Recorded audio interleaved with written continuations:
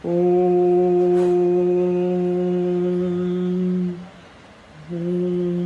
लक्ष्मी नारायणाय नमः। सुप्रभात मित्रों, आज आपको मालूम ही है श्री माँ लक्ष्मी के उपवास का दिन है, अर्थात लक्ष्मी पूजा है, जो सबसे ज़्यादा बंगाल में मनाया जाता है। और ये बंगाल माने बांग्लादेश कह लीजिए।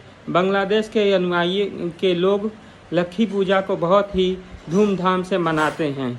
अभी इसी के संदर्भ में आप लोगों को तो मालूम ही होगा कि हमारे देश में भी पश्चिम बंगाल और पूर्वी पाकिस्तान के रूप में जो हमारा बांग्लादेश है, वहाँ के लोग आना जाना शुरू कर दिए थे।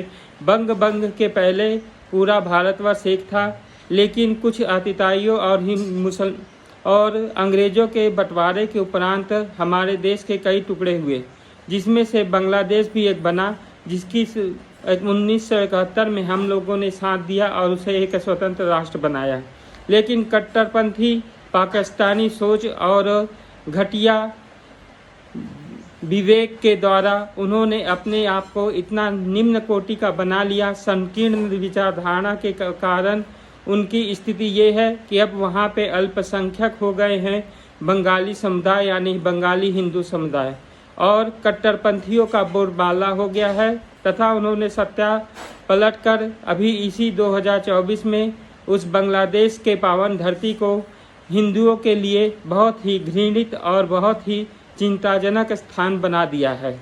लेकिन जो भी है, बांग्लादेश के ध्वज के नीचे आके जब वो भारत में आके अपना टेस्ट और 2020 वर्ल्ड खेलना प्रारंभ किए, तो हमारी भारतीय टीम ने उनके ऐसी दुर्दशा की जिससे कि आज तक किसी भी टेस्ट टीम की भारत में कभी नहीं हुई होगी। टेस्ट मैच में और 2020 में उनकी इस शर्मनाक पराजय में उनकी काबिलियत को दिखाती है।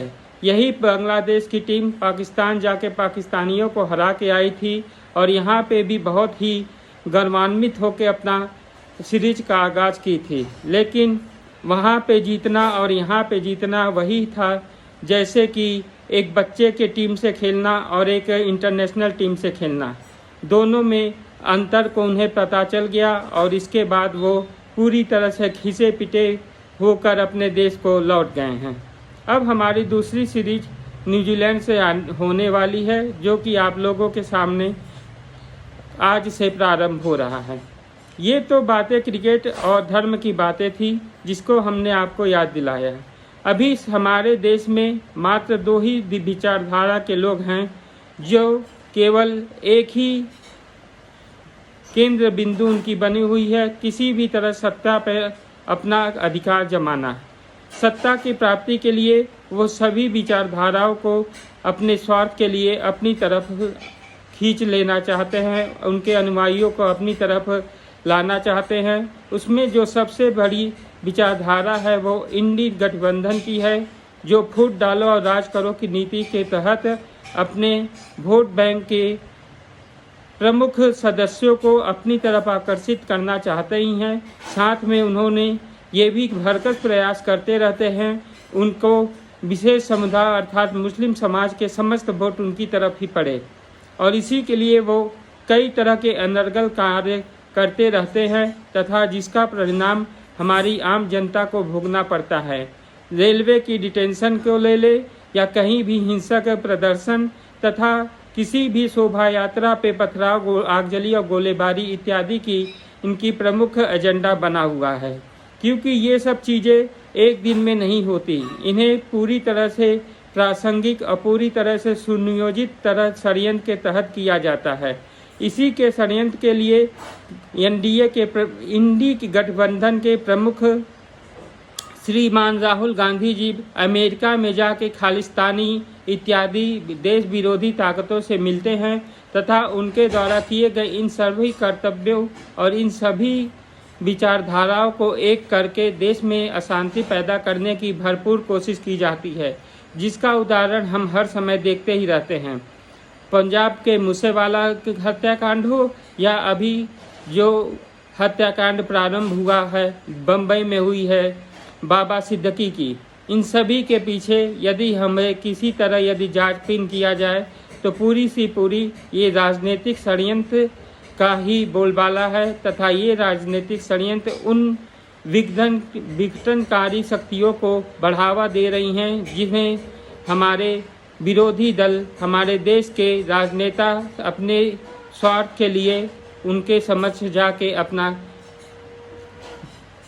माथा टिकाते हैं तथा उन्हें अपने देश में अस्थिरता और अशांति फैलाकर सरकार के विरुद्ध जनता का रोष तैयार करते हैं।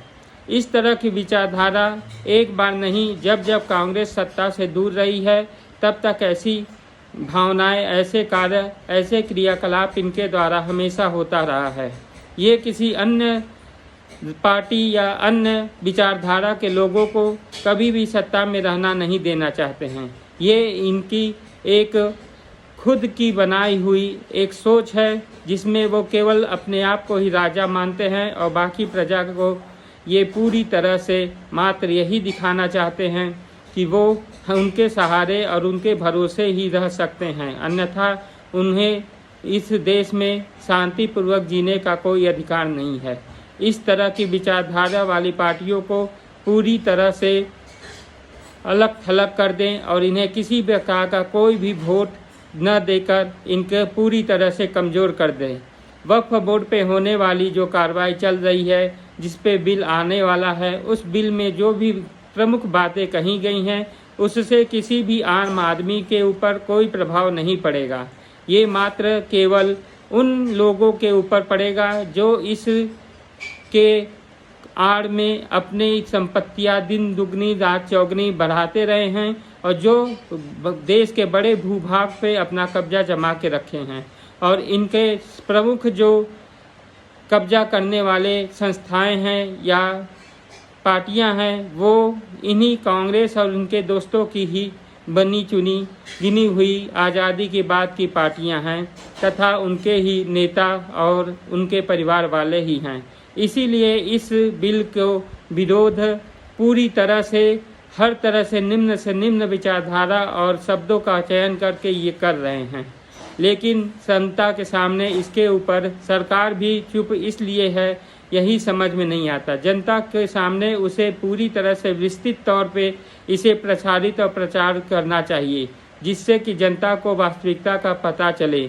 जिस तरह इलेक्शन बॉन्ड में मिलने हुए चंदों का जिक्र किया गया, उसी तरह वक्फ बोर्ड पे ज़मीनों के पूरे क्रिया और रूपरेखा तथा लेखा जोखा को जनता के सामने प्रस्तुत करना चाहिए कि वो कहाँ पे है और उसके अभी अधिकार किसके अंतर्गत है और कौन उसका उपयोग कर रहा है और उसकी आय की इनकम किसके पास जा रही है। इससे ही दूध का दूध और पानी का पानी दिखाई देगा। जय हिंद।